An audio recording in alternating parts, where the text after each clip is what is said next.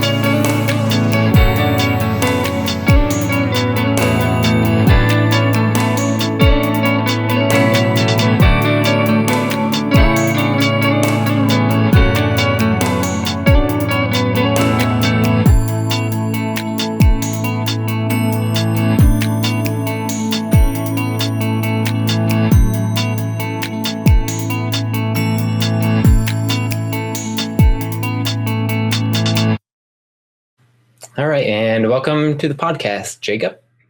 Thank you for having me. It's quite a blessing and an honor to be here with you both. Yeah. So just before we get into the podcast and get into the questions, just wanted to say that you are one of my favorite people, just because you're so I don't know, you have a pure heart and you're so thankful for everything. And just every time we come into contact with you, it's just a very pleasant experience. Mm-hmm. Well, I definitely appreciate those kind words. I feel the same from you, and I think maybe that's why you recognize it in me easily. And so it's always nice to connect with like-minded, like-hearted people. It makes it a little easier on everybody. For sure. Definitely. So we are here today to talk mainly about some spiritual paranormal experience that you had at a festival. All right. And so I guess just to get into it, sort of lead us up into that moment, like where were you? How did you get to the festival? And then Sure. go from there. All right. Well, I guess I'll start by going back a little ways. The festival was Unitas, and it was held in North Georgia last August. And before, I would say probably about 3 or 4 months before this festival took place, I had been really searching by, in a spiritual sense, searching by kind of letting go of all my preconceived notions of how things are, the things I was brought up to believe. Not that I don't respect those, but I just got to a place where I wanted to know what was going on for myself, not because of outside influences. And that path kind of led me a few different directions at first. I would take things as they would come through significant synchronicity, as those were the things that I felt that Source was directing me to through those synchronicities. And about this time last year, it was the Native American spirit was coming through quite heavily. I had a few small visions before I even went to this festival that kind of happened on my bedroom wall. I woke up late one night and I saw the face of an old grandmother, a Native grandmother.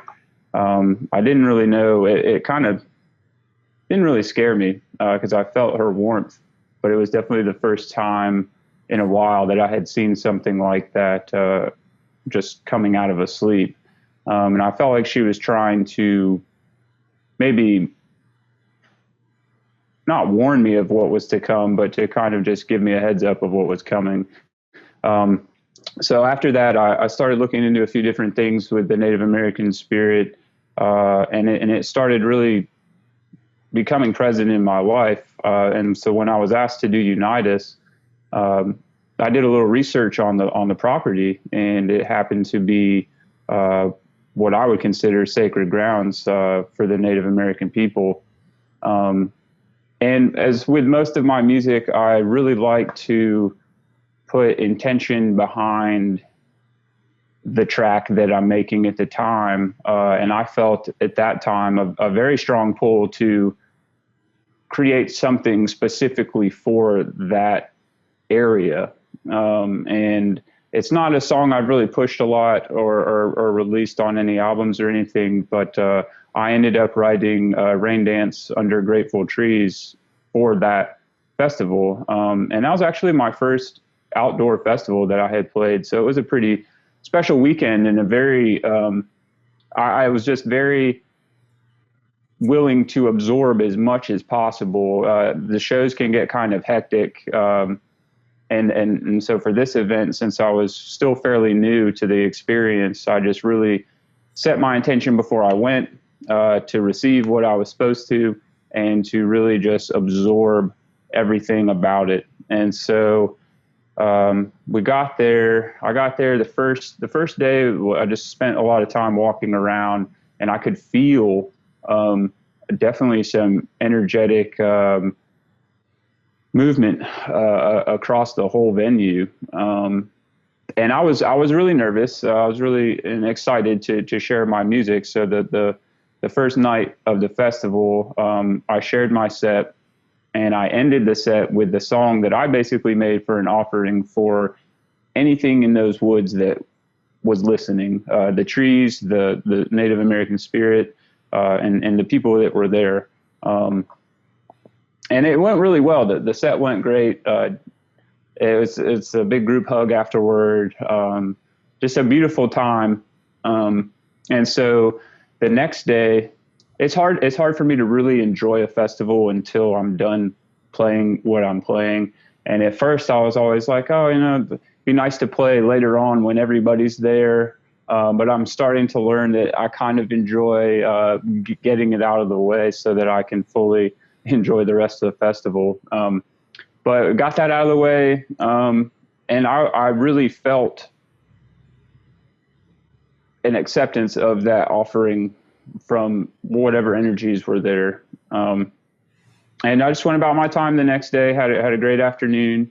And, I've had my days with psychedelics and things like that. But on this next day, I actually felt a pull not to kind of go out in that direction and just to enjoy what was happening, sober, basically.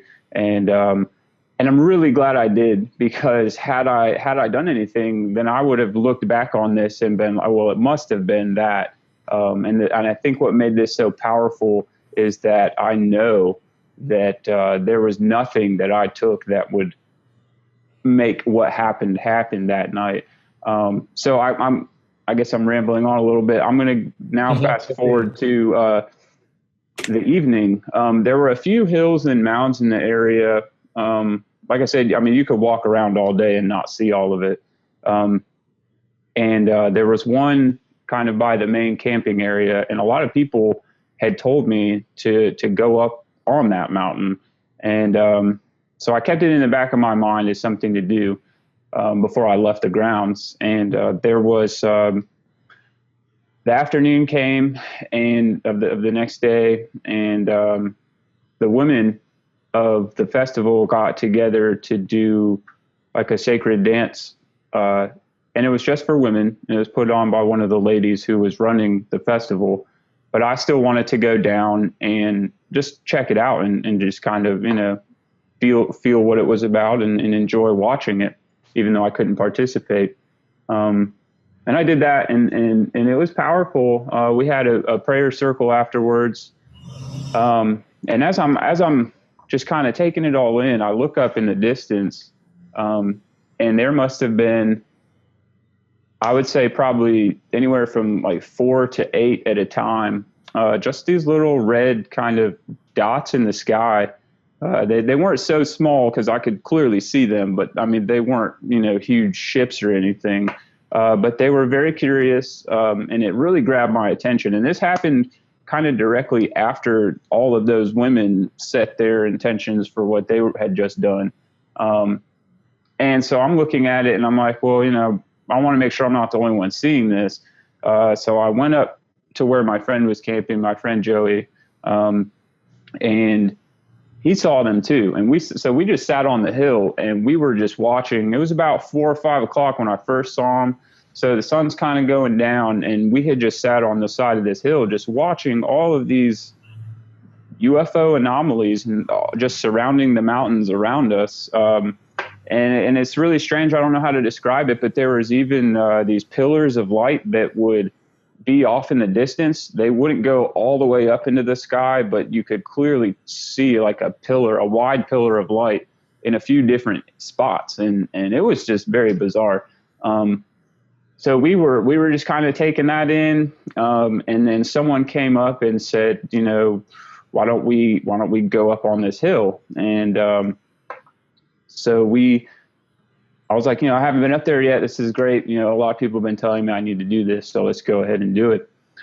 So after all the kind of UFO activity simmered down, we walked up this hill.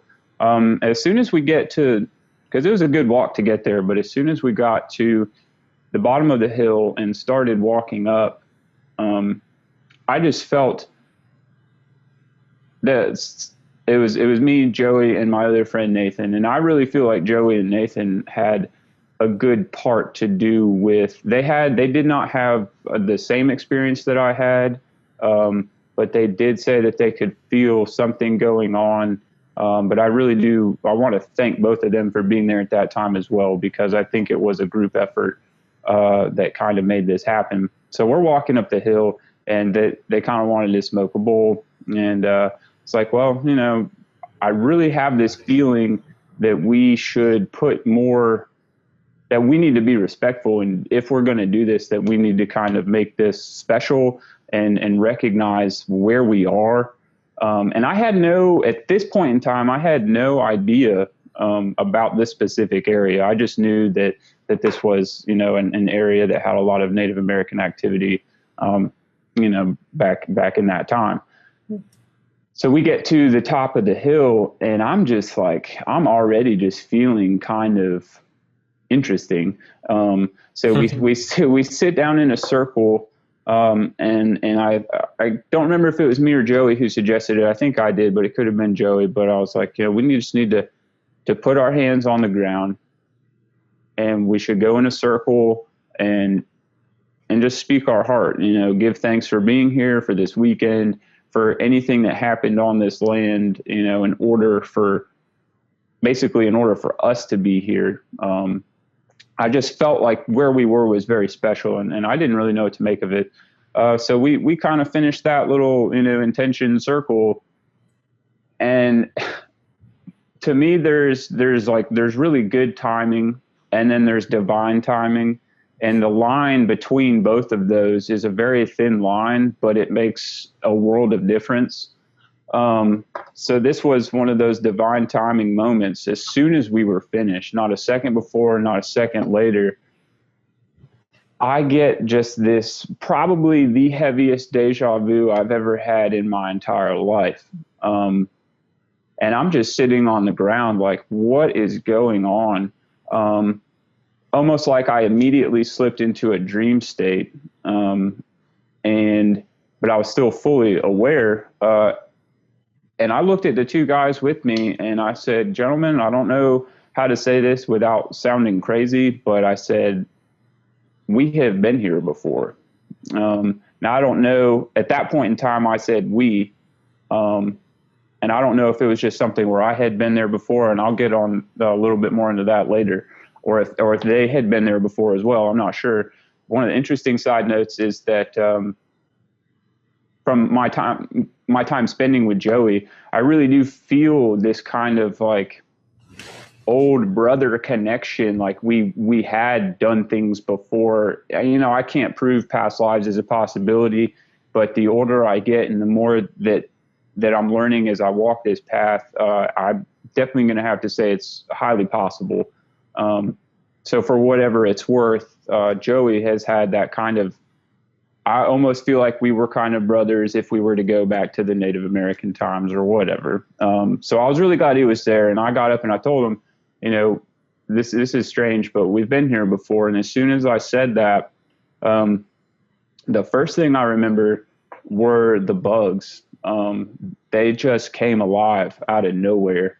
It was pretty quiet when we were all sitting down and praying and giving thanks. And when we got up, I got up because I was just like, what is going on? This is a very heavy deja vu. And it was strange to me because this was my first time in this life that I had been there.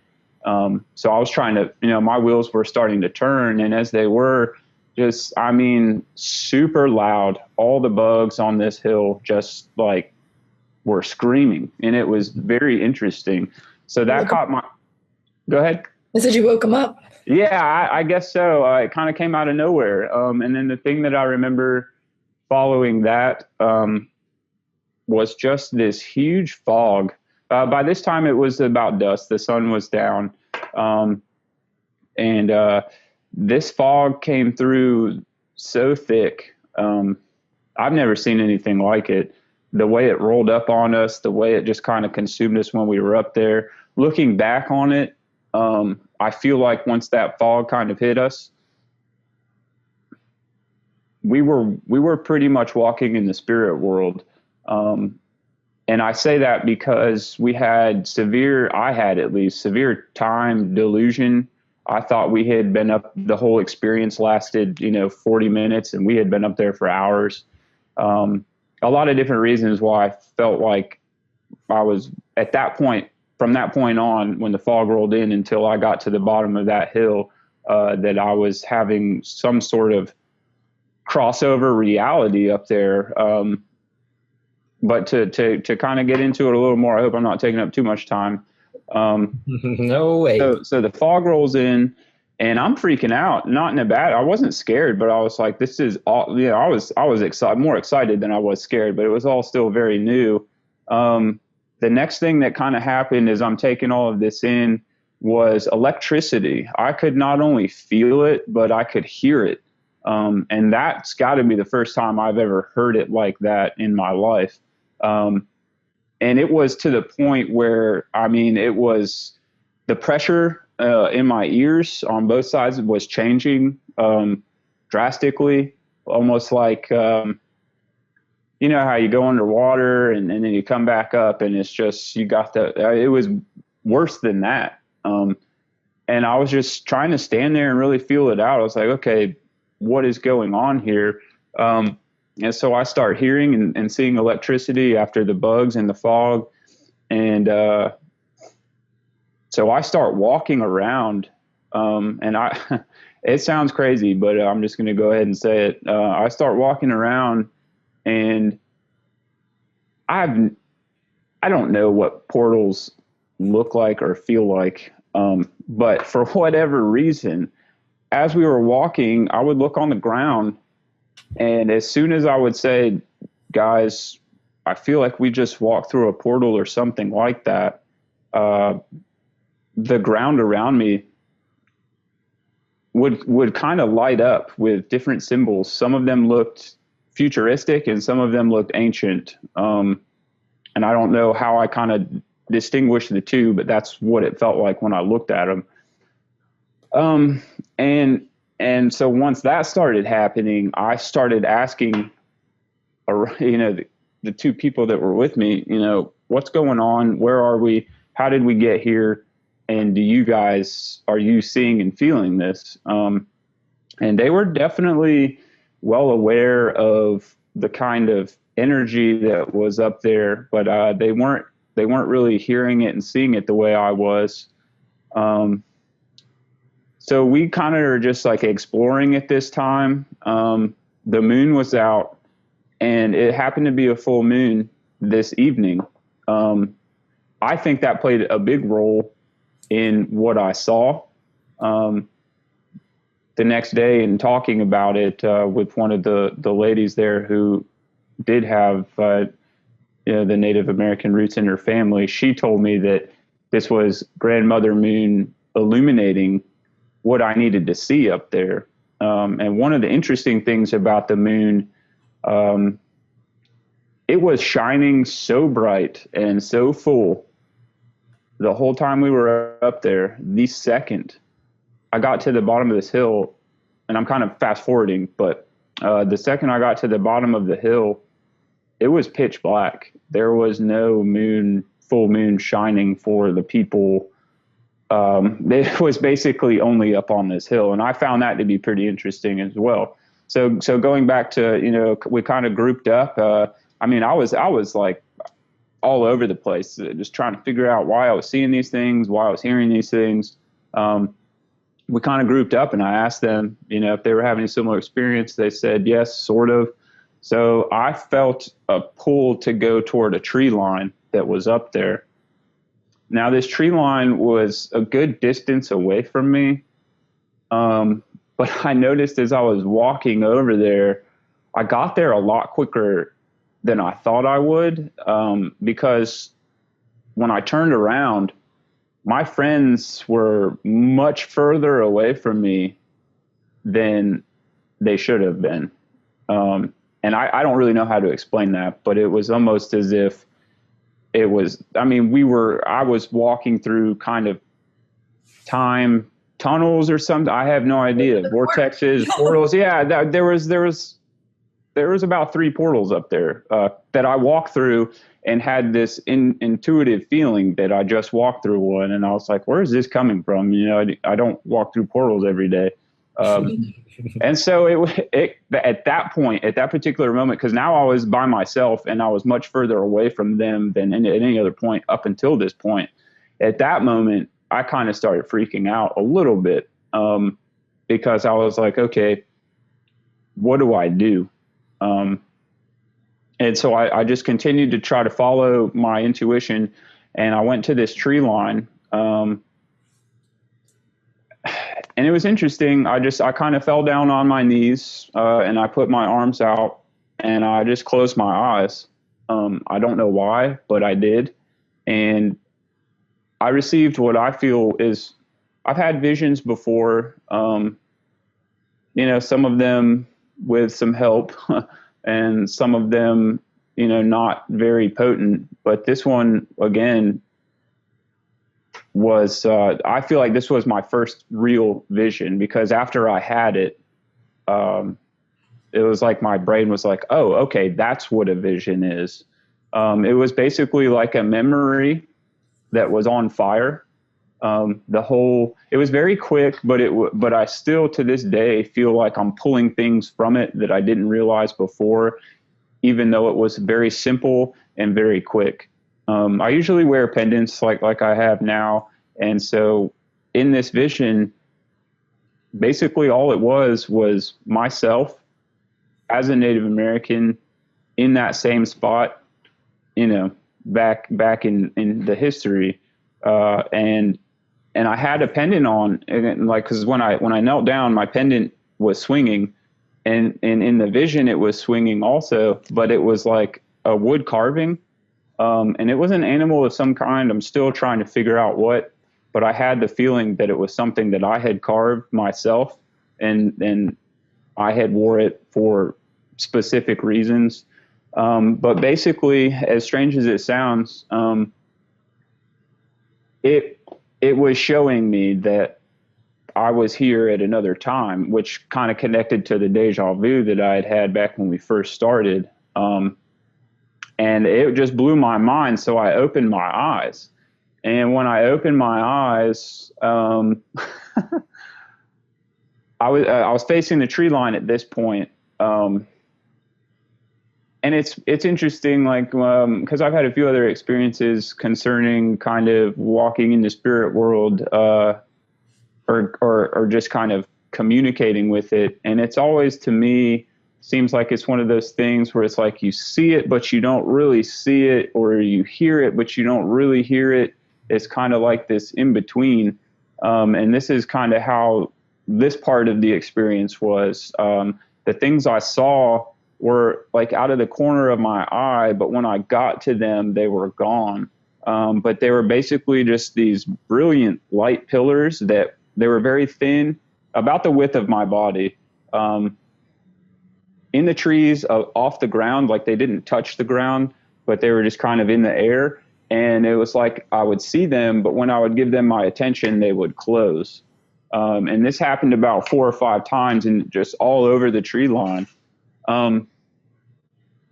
At that moment, I felt like what I was seeing was multidimensional beings traveling. I felt like that was how they were getting to this area, and they were going somewhere else very quickly, very fast. I got the feel. I didn't see any bodies or anything like that. Again, all I saw was the pillars kind of closing on themselves. But I felt that they were, higher dimensional beings, aliens, whatever you wish to call them. So it was kind of like you were seeing them, and as you were acknowledging their presence, they were kind of saying goodbye to you. Exactly. Yeah, that's exactly what it felt like. So at this point, I stood up, and I rubbed my eyes, and I kind of slapped my face a little bit, and when I did that, I looked to my left, and again, the fog was so thick.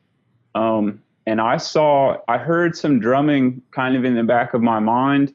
It sounded very tribal, very Native American. It wasn't loud, and it wasn't for long, but as soon as it ended, and like I said before, I kind of saw these things without seeing them. When I say I saw a line of Native Americans coming from the tree line, all equal, they almost looked like they were in battle formation. I never saw the actual bodies of the Native Americans, but the fog was so thick that I saw, like, there was no fog where their bodies were, basically. And I was a little concerned because it was kind of coming closer, and I was like, maybe I shouldn't be up here. So at that point in time, I turned to look to see where my friends were, and I'm like on a whole nother part of this hill. So it takes me a little bit to get back to them, and I'm still there as I'm running back to look for them.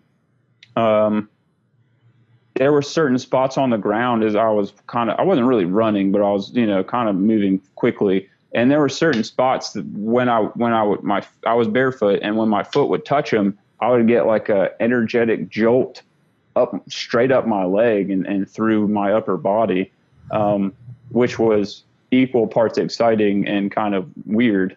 And so I catch up with them, and I'm trying to explain to them what was happening and if they had seen it. And they said they could kind of feel and hear the electricity and the crickets and all the bugs and the fog, but they didn't really see things like that.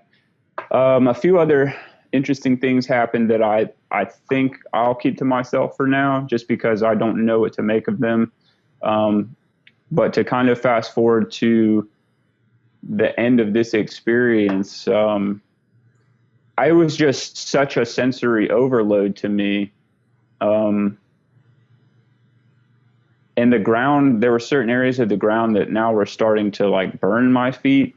And I kind of just took this as, okay, I've seen what I came here to see. There was a mixture of very positive energies up there, and also a mixture of some very negative energies up there. And I kind of feel like there is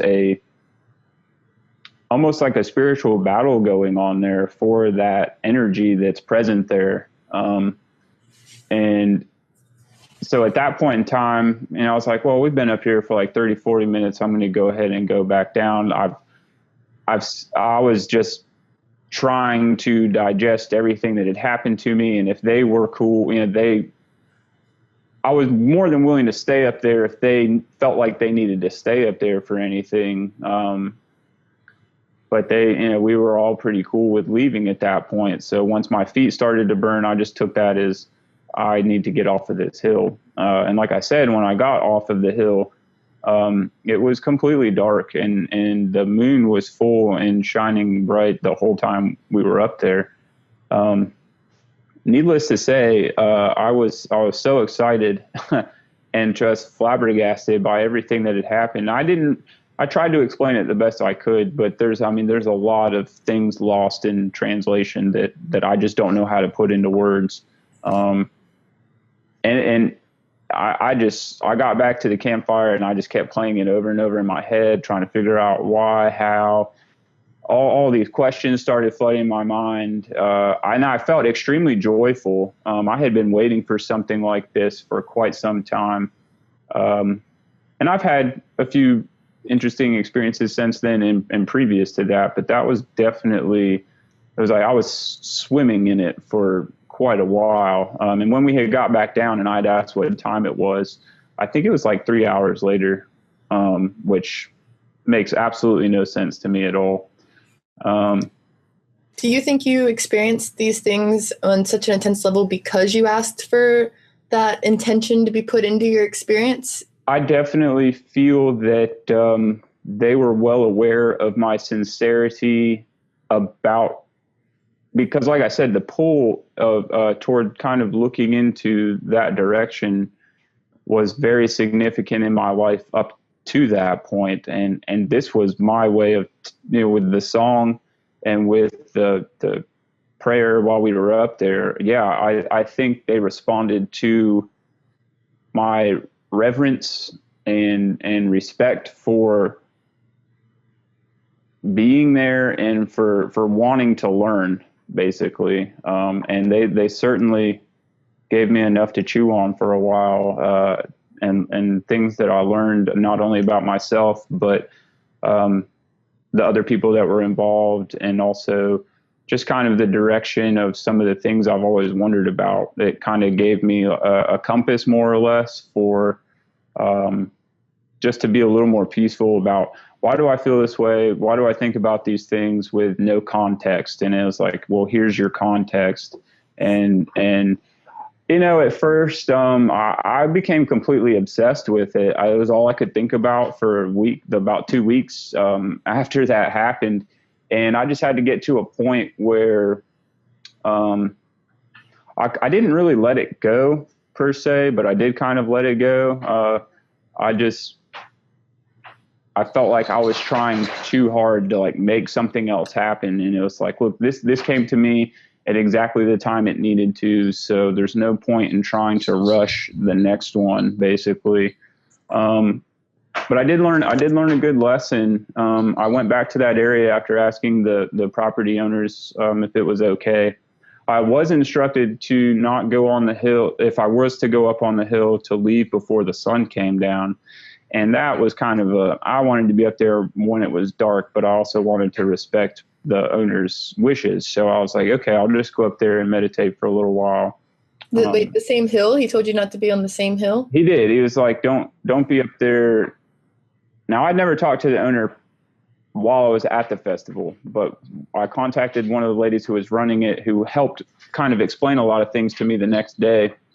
And she also showed me some pictures from when the women were doing their dance previously that afternoon. There were orbs. First of all, she couldn't get the camera to open the pictures, which was odd because she could open every other picture that she kind of had on there, but these ones with the orbs on them, for whatever reason, would not load on her camera. So she had to switch kind of cameras to show them to me, which was kind of interesting. But there was orbs all over that place. In every single picture that she took from that kind of from right around the time of the opening ceremony. But when I had asked her if I could go back, she said, to contact the property owner. So that was the first time I talked to him. And it was both of their requests were to leave before the sun came down. So I honored that. And what I did learn was that, so the second time I went back, it definitely was not, it wasn't a full moon, and I really think that had a lot to do with kind of pulling those energies up. And full moons really do open portals. Yeah, and it's like I always believed that. I always was like, but I never had any. It was always off of something I had read that I really resonated with, or something someone else had told me. But it's like now I can't tell anybody it's fact, but I know for myself what happened there. And yeah, I can definitely say that it taught me a lot about the moon. It taught me a lot about a lot of different things that I now carry with me in awareness. But I learned that, when I went back asking for something. I wanted my questions answered. I wanted something from them to help me understand what had happened. And I had some pretty interesting experience with some butterflies and things up there, and some other kind of questionable moments. But it didn't hit me until right when I got home from the second time going up there. I just felt so bad I was like, oh, that's why I didn't get anything. I'm going up there, basically asking for something from these people who have already given everything they had in those moments there. From what I understand, there was a good amount of death in that area at the time of the Trail of Tears. So it really showed me how to properly, because up until this point, again, I had no real experience with this sort of thing. And I got very blessed and lucky to get that. So going back, wanting more without bringing anything, an offering, basically, it kind of that's the lesson I learned going back. Now, my life has gotten a little more hectic since that time, so I haven't really been rushing going back there, but I'm definitely open to it, and I know that when the time is right, it will happen. But yeah, a long story short, it was definitely one of the most powerful experiences I've ever had in my life. I know I didn't do a really well job of describing it, but I don't know. I think that's probably most interesting and detailed paranormal experience we've had. Good contributed to life. It gave me some chills and I mean it was definitely interesting, and I it just really showed me the power of just being honest with yourself, and that intention that I put into the music had some legs to it, obviously, and it was I had a lot of interesting things happen last year and this year, but that was definitely at the top of the list. So that kind of explains that. And there's still more to be answered, which I have full faith will be answered in the time that it's. But my timing is not as good as divine timing, so I'll stick with the divine timing on that one. Yeah, I did want to touch on that real quick if I could. Go ahead. You were talking about divine timing. I think it's interesting that while this happened, it was dusk. And if you know about wizards and mages, then you know that they perform most of their spells and their rituals during dusk and dawn, because that is when the veil is the thinnest. Especially on a full moon. Yeah, and scientifically, the veil, if you think about metaphysics, it's sort of like, we see everything as materials, but actually, if you go into detail, everything is made up of atoms, which are 99% space. Yeah. So just the fact that it was dusk, a full moon, and you're talking about the mist. I was going to say, experience the fog. That's kind of the veil in itself. The mist is a whole nother subject, especially with the Celtic tradition. They talk a lot about the mist and how it really opens up, like you were talking about portals and just removing all the veils and the illusion of everything. Which is all of the portals that I did see, they were the fog actually helped, because it was almost like LED lighting on these symbols, and so the fog really helped expose them for sure. And the feeling that I had, like I said, when we got to the bottom and there was none of the mist or fog, it was like, oh, I'm back in the physical world now. So yeah, that fog definitely carried,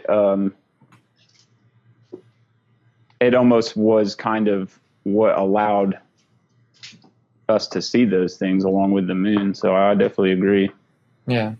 Also, you're talking about how you had this mad deja vu. Have you heard the term parallel lives?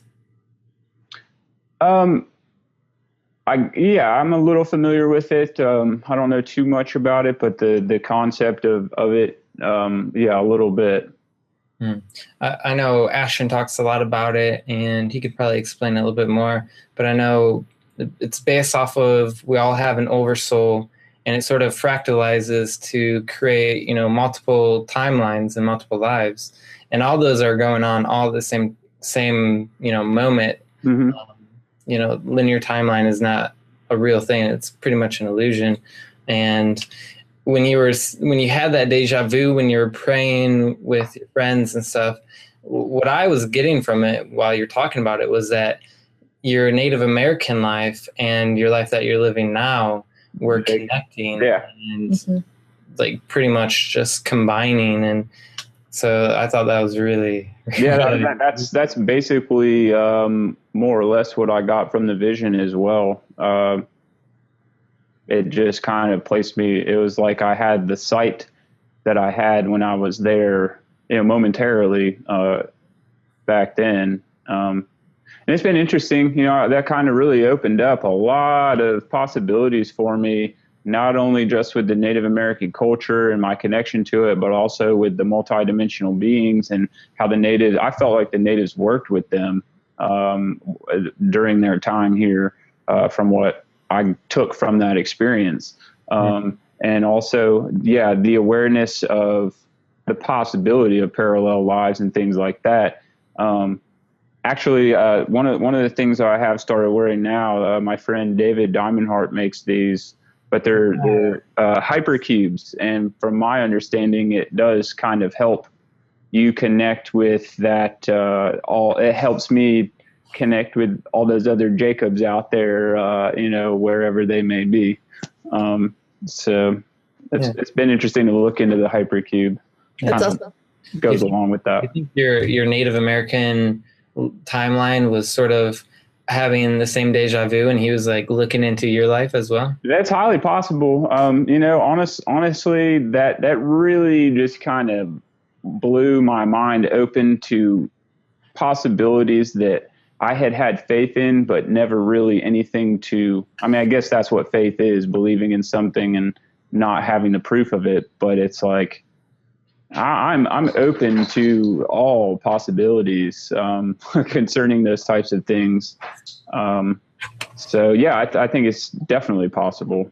I'd actually like to touch on that for a second. When you first mentioned that you had felt like you'd been there before and you had deja vu, I had a ridiculous surge of energy and thanks, Doc, for I think the mailman confirmation from the dogs. But dealing with spirit guides a lot, because I do some spirit guide readings and different regressions and stuff. And what I was seeing was you were there with your tribe members who may or may not have been the men that you were there with now. Mm-hmm. But as you explained your story and you got to the tree line, I could literally vision it with you, and you were pretty much in your native life, you were kind of praying to the trees for protection, and you're kind of like a part of a battle that you didn't want to be part of. Mm. And when you were walking back, as you were stepping certain places, the places where you were stepping that were good, you were saving people in your other life. And the places that you were stepping where it kind of hurt you, in the vision, at least that I saw while you were telling the story, you were giving sorrow for something that you had lost in that life, be it a person, an item, an animal. You were walking through it as an Indian. I'm getting chills even explaining it. Yeah, no, that's a really good explanation right there. Yeah, you were seeing something that you had lost and it was hurting you. So as you were walking through this reality, it was still sending that pain or that jolt of negative energy to you that was hurting you. And it was really that something in your Native American life that impacted you so strongly that you wanted to remember it in all of your other lives. And it drew you directly to that point. And seeing the vision with you as you explained it, I think that's one of the strongest visions I've had in a long time, of seeing someone else's experience. So you did a very good job at expressing that energy and that feeling. Oh, good. I'd love to talk to you more about it, but I know Celia has more questions. So yeah, that's fine. Yeah. So it was really intense. Well, I appreciate you allowing me to take the time to share that. That's not really something, that's the first time I've really told an audience or whatever about that. So, but it's something that even though I don't fully know how to explain, it's not something I'm going to force onto anybody else that, because I saw it makes it so. But, I'm hoping that it kind of helps people recognize that when those things happen to them, that they're not alone and they're not crazy, and, to really dive into accepting it and working with it. So the work's still being done. I'm finding that out on a daily basis. It's a never-ending path. Yeah. Well, I know we've definitely had some interesting past life kind of deja vus, but we're definitely honored as a community that you are willing to share that story so that others can feel that acceptance and to acknowledge that most likely truth. So. Yeah, definitely. Just want to say, to go out on a limb and to tell an experience like that you had is, thank you for doing it. And I'm sure people who've had similar experiences are very thankful and get a lot of courage from it. Yeah, it kind of, it doesn't really, it's definitely been solidified in my own life and mentality, but I'm finding that when I do share it, it kind of makes it a little more real for me, getting it out of here and kind of putting it out there. So, thank you. So how does this all kind of tie into your music and your experiences that you're having now and your creativity and just all of it? It has definitely changed Well, for example, I'll have a song coming out on Just Chill Out Records on July 13th, which I guess is pretty soon. And it's titled Spirit Cloud. The intention and kind of inspiration behind that was just visualize it. I tried to capture a moment of someone meditating on a hill, kind of like where I was at, and just having a spirit cloud come through and kind of work with them in their meditation and then go along its way. So that right there is evidence of kind of one way that it's affected my music. Before like before that happened, I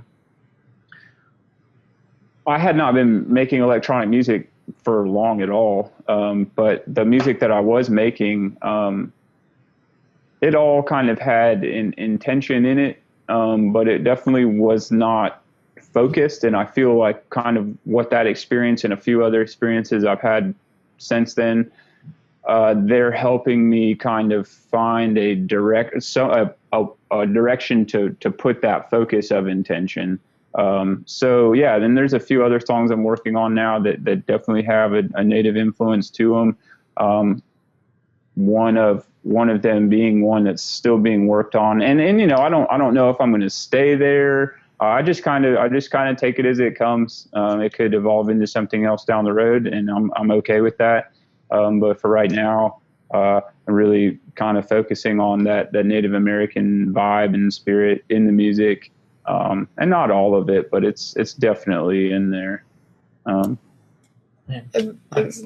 really enjoy that you talk about intention a lot, and something else that I'm feeling driven to tell you is when you went up the second time, you said you felt like you didn't offer them anything, and Spirit really seems to be pushing, like the first time you went up, you offered them not only the intention of wanting to experience them, but you sacrificed a night of like partying and having fun in a different way to be with them. So in them, that was their offering, was you taking that time and acknowledging that that's what you wanted from it.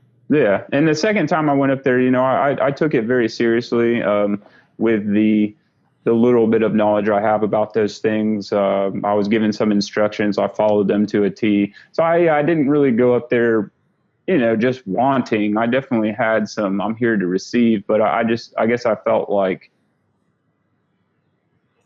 it was kind of not the right thing for me to just go up there and be like, okay, give me more answers. And because I'm still, and, you know, it's for all I know, maybe I didn't get them because I still haven't learned what I need to from what I already got. And that's highly possible because there are days where I wake up and just kind of randomly put another puzzle piece together about some of the things I felt up there. But yeah, the intention is you know, at first I was like, well, to kind of make up for my my lack of musical skills, how can I bring some more, you know, while I'm getting better at those things, how can I kind of add some more power to what I'm doing? And the intention, I see it working at the shows with how people react to certain parts of certain songs. I really feel like it's something greater than myself, so I'm not going to sit here and take credit for it. But at the same time, there's definitely some healing moments during the shows, and I think that is attributed to me just kind of, yeah, my intention isn't really to, it'd be great if it was all dance music and everybody danced to it all the time. That's great, but it's not really, like my focus isn't really a dance party. It's to create an environment that will facilitate some type of healing for anybody involved. And so far, the feedback on that has been pretty good. So, yeah, the intention does go a long way. Yeah, definitely. And there were, you know, a bunch of other things that we wanted to get to, but, you know, I'm really happy that we got to hear your story, and we're definitely going to have you on again soon to talk more about, you know, some of what you have going on in your music and all that good stuff. Maybe we can interview you live at 3DL. Yeah, that sounds good. I'll definitely be there. I've been the past 2 years, the first year not as a performer, and the second year as a performer, kind of crystallized a daydream I had in the forest the first year. That was nice. It's a great festival. A lot of really good people there. Great music, great workshops. It should be a great weekend. I apologize. I was afraid of not taking up enough time, and I guess I kind of stepped over that. No, we needed that story. Definitely, and it gives us a chance to get you on again because we know you have good information to tell everybody. I would like to say that last year at 3DL you were one of my favorite sets because I was having a really rough time the night that you played, and we had just went through a crazy portal experience at myself with Sarah Lease did a workshop, and it was like entering the void, and like I came out of the void, and then you went on, and I was like, oh. Completely like mind blown, and came out of it and went into a totally different experience, and it really helped change my 3DL. So awesome. Well, I really appreciate you being there for that. Yeah, so you opened a void for me as well. So it was pretty neat. I didn't even realize that was Stratosphere. Wow. Yeah, right after Sarah Lease, I believe, right? You were inside the cafeteria? Yeah. I was extremely tired too, so I'm glad I kind of pulled that off. I was pretty worn out by that time, but the people that were present, it was great to feed off of, and great to kind of share that weekend with everybody. So it'll be good to get back. Yeah, definitely. So I guess last thing to do is where can people find you at? I have a SoundCloud account. Just look up Stratosphere.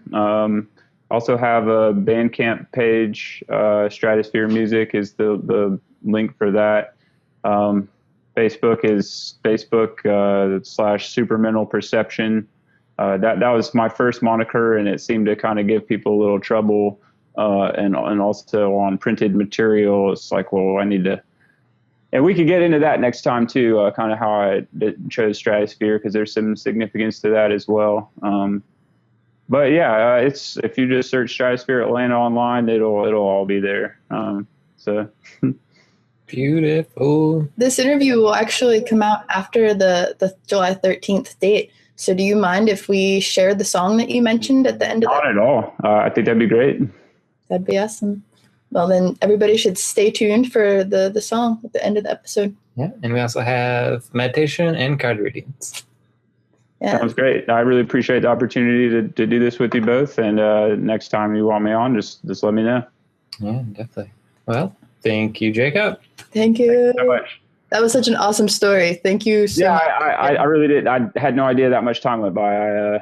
Well, it seemed when you get into that story, your time portal, just like when you were in and that's totally fine, because we were excited and are still super excited, even more so now, to interview you live at that was awesome. 3DL. I'm sweaty, Mark. Yeah, I do too, actually. All right, well, you both have a blessed weekend, and thanks again for all that you do. I really appreciate it.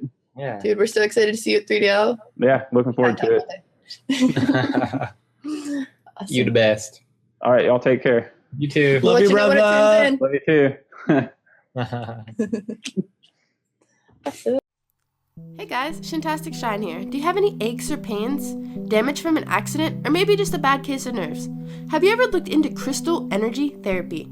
If you take a moment to check out my personal website, you'll find an assortment of items all made with Reiki healing energy. They've also been charged and cleansed by the full moon or candlelight. I also make custom crystal prescription pieces to aid personal selection of aches, pains, and other desires. There are crystals ranging from back pain to heartache, pregnancy, and even protection or abundance. Take a peek today at shantasticshine.com. I hope to see you there. Shine on. Hi guys, it's Shantastic Shine here with this week's Shantastic Shine card reading. I've got my John Holland Oracle Tarot deck, and I'm going to go ahead and do a 3-card spread for you.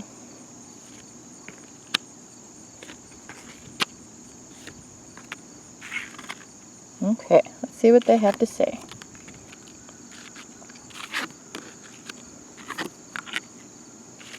I'll turn these around so you can see them.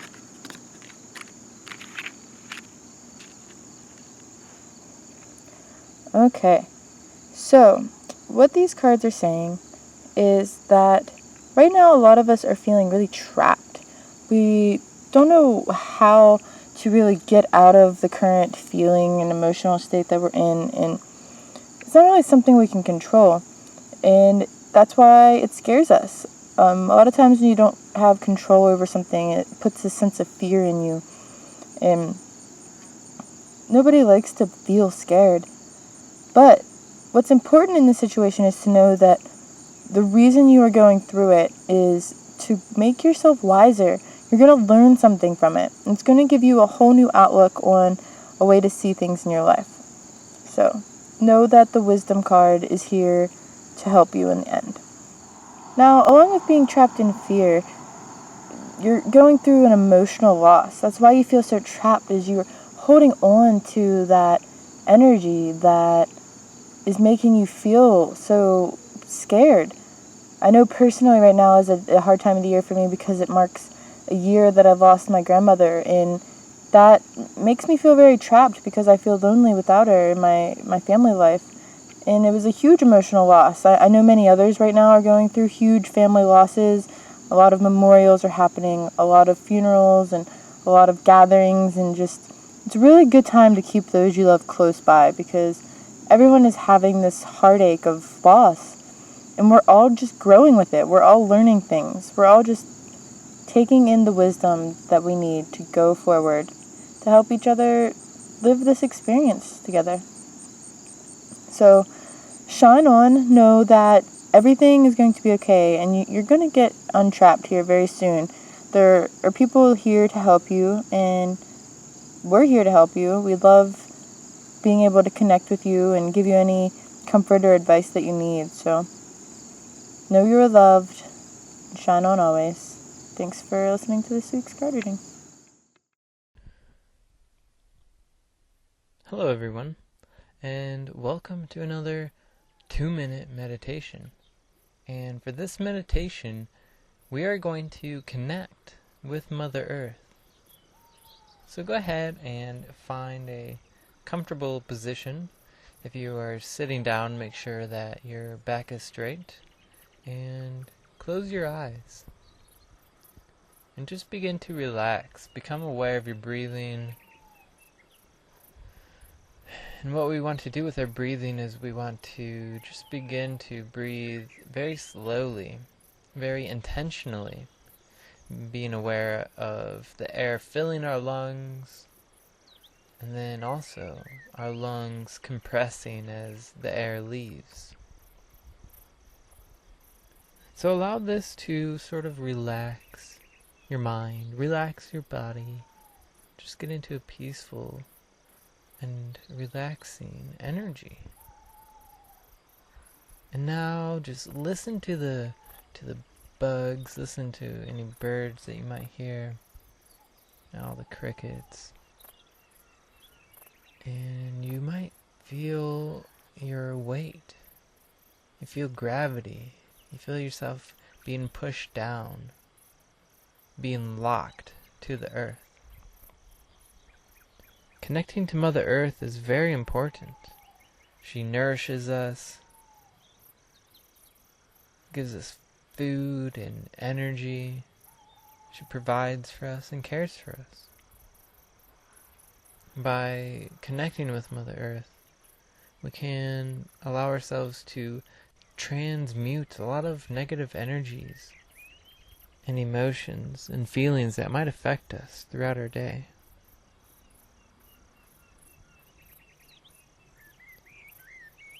So just do this for a moment longer, feeling the connection with Mother Earth, feeling how good it feels to be connected with your mother once again. This is especially important during these times where it can be very hard and difficult to live on this earth. I want to thank you all now for taking part in this. You can wiggle your toes and wiggle your fingers and come on back. For the full version of this meditation, go to csclawson.wordpress.com and look under the Guided Meditations tab. Thank you, and namaste.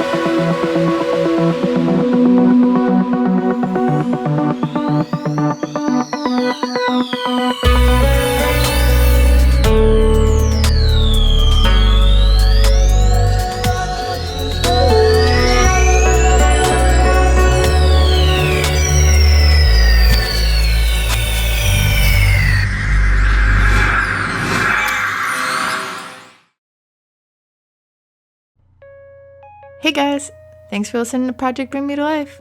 I hope this episode inspired you in some way. After the show, take a moment and share us on your favorite social media, be it Facebook, Twitter, YouTube. Thanks in advance. Stay awake and shine on always.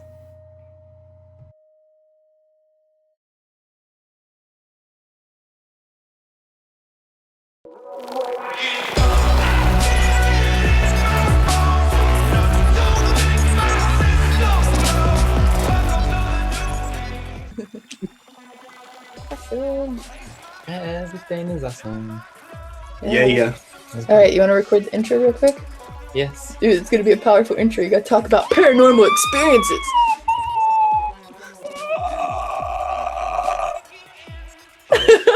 In the blooper. Never gonna do it again. Sorry. I ruined it.